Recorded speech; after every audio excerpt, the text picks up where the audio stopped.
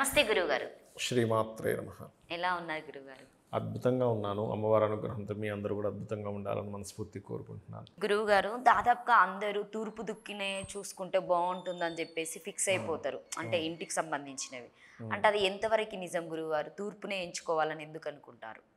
ఒకటమ్మా, మనకి శాస్త్రాల్లో అంటే మనకి ఏదైతే విశ్వకర్మ ప్రకాశిక అనేటువంటి గ్రంథం ఏదైతే ఉందో అది ప్రామాణిక గ్రంథం.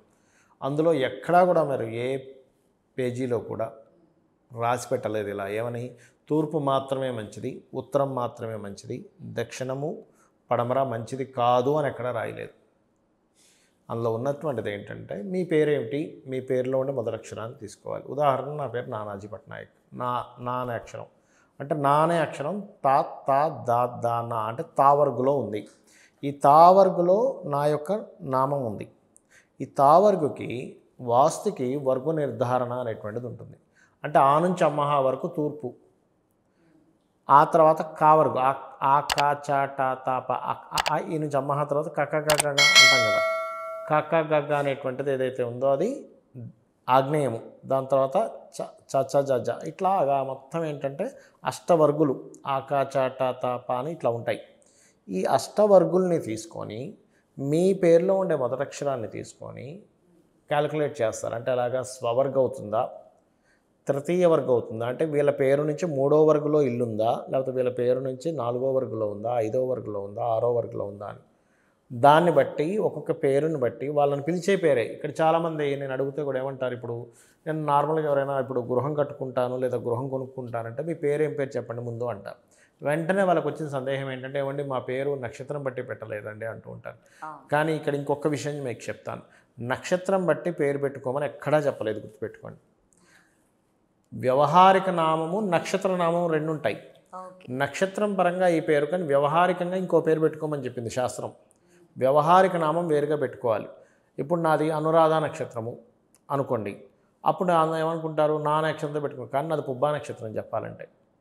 నాది నానాజీ అంటే అనురాధ నక్షత్రం అనుకుంటారు, కాదు. అనురాధ నక్షత్రాన్ని నక్షత్ర నామం వేరుగా పెట్టుకొని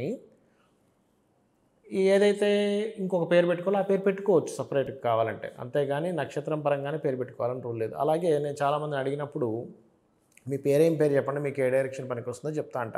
అనగానే వాళ్ళు ఏమంటారు, ఏమండి మా ఇంట్లో నాకు నక్షత్రం పరంగా పెట్టలేదండి అంటారు. అసలు అలా పెట్టాలని రూల్ లేదు. వ్యవహారిక నామం మిమ్మల్ని ఏమని పిలుస్తున్నారు చిన్నప్పటి నుంచి, ఇందులో ఇంట్లో కొంతమంది ముద్దుగా పిలుస్తుంటారు నిక్ నేమ్స్తో, దాన్ని తీసుకోవడానికి వీళ్ళు. అఫీషియల్గా మీ పేరేమిటి, ఏ పేరుతో రిజిస్టర్ అయ్యి ఉంది మీ పేరు, బయట అందరూ మిమ్మల్ని ఏ పేరుతో పిలుస్తారు, అది చాలా ముఖ్యమైనటువంటి విషయం. అందులో కొంతమందికి చాలా పెద్ద పెద్ద పేర్లు ఉంటాయి. అందులో పిలిచే ముక్క ఒకటి ఉంటుంది, వీర వెంకట శివప్రసాద్ అనేది ఉంటుంది. అందరూ శివ అని పిలుస్తారు, శివ తీసుకోవాలి. వీర పిలుస్తారు, వీర తీసుకోవాలి. వెంకటని పిలుస్తారు, వెంకట తీసుకోవాలి. అలాగా ఆ పేరులో ఉన్నటువంటి మొదటక్షరాన్ని మీరు ఏదైతే డైరెక్షన్లో తీసుకోవాలో, ఈస్ట్ పడుతుందా మీకు, సౌత్ పడుతుందా, నార్త్ పడుతుందా, లేకపోతే వెస్ట్ పడుతుందా, లేదా ఆగ్నేయంలో ద్వారం ఉంటే మంచిదా, అందులో ఏం తీసుకోవాలి, మెయిన్ ఇంటి ద్వారాన్ని తీసుకోవాలి. ఆ రకంగా పనికొస్తుంది. కానీ ఈస్ట్ మాత్రమే మంచిది అనేటువంటిది శాస్త్రబద్ధం కాదు. ఈస్ట్లో కాస్త ఎక్కువ ప్రదేశం ఉండాలని చెప్పింది శాస్త్రం. నార్త్లో ఎక్కువ ప్రదేశం ఉంటే మంచిదని చెప్పింది. సౌత్ వెస్ట్ కొంచెం తగ్గిస్తే మంచిదని చెప్పింది. కానీ ఈ డైరెక్షన్ మాత్రమే మంచిది, ఈ డైరెక్షన్ మంచిది కాదు అని చెప్పలేదు. ఎందుకంటే చెప్తాను చూడండి. ఇప్పుడు మీకు షాప్స్ ఉంటాయి, ఈస్ట్లో కొన్ని షాప్స్ ఉంటాయి వరుసగా. మరి ఈస్టే మంచిది అయితే ఈస్ట్లో ఉన్న షాపులు అన్నీ నడవాలి కదా.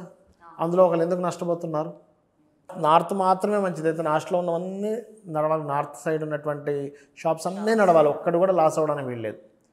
మరి సౌత్ వెస్ట్ కనుక తప్పైతే సౌత్లో ఉన్న ఏ షాపు నడవకూడదు, వెస్ట్లో ఉండే ఏ షాపు నడవకూడదు. సౌత్ సైడ్ నివసించే వాళ్ళు, వెస్ట్ సైడ్ నివసించే వాళ్ళు అందరూ నష్టపోవాలి. మరి ఈస్ట్లో ఉన్నవాడు నష్టపోతున్నాడు, నార్త్లో ఉన్న వాళ్ళు నష్టపోతున్నారు, సౌత్ నష్టపోతున్నారు, వెస్ట్ నష్టపోతున్నారు. అంటే ఇక్కడ అర్థం ఏంటి, డైరెక్షన్ ఇట్ సెల్ఫ్ మంచిది, మీకు పనికి వస్తుందో లేదో మీకు అర్థం కావట్లేదు.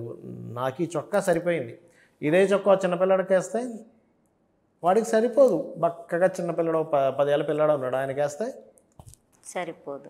లేదా నాకంటే లావుగున్న వ్యక్తికి వేసినా సరిపోదు. చొక్కాలో దోషం ఉందా, లేదు, చొక్కా వేసుకునేవాడు దానికి సరిపోయిందా లేదా చూసుకోవాలి. అలాగే వాళ్ళ పేరులో ఉన్నటువంటి మొదటక్షరాన్ని తీసుకొని వాస్తులో ఉండేటువంటి వర్గుని తీసుకొని కలపాలి. దిస్ ఈజ్ ద శాస్త్రం. అంతేగాని పిచ్చిగా గుడ్డిగా ఈస్ట్ పనికి వస్తుంది అందరికీ నార్త్ పనికి వస్తుంది, ఈస్ట్ ఏమంటుంది అందరికీ అనేది తప్పు. మీకు టెటన్ ఇంజెక్షన్ ఉంటుంది, అదేంటి మన సెప్టిక్ అయితే వేస్తారు టెటన్ ఇంజెక్షన్, టీటీ ఇంజెక్షన్ అంటారు. అందరికీ పడదు తెలుసా? అది తెలుసా తెలీదా మీకు? మరి నిజంగా కొన్ని కూరగాయలు పడవు కొంతమందికి, వంకాయ తింటే కొంతమందికి పడదు, ఆలుగడ్డ తింటే కొంతమందికి పడదు. కాబట్టి ఏంటంటే ఏది కూడా ఇదే ఖచ్చితమైన ఉండదు, ఎవరికి ఏది పడుతుంది ఈజ్ మోస్ట్ ఇంపార్టెంట్.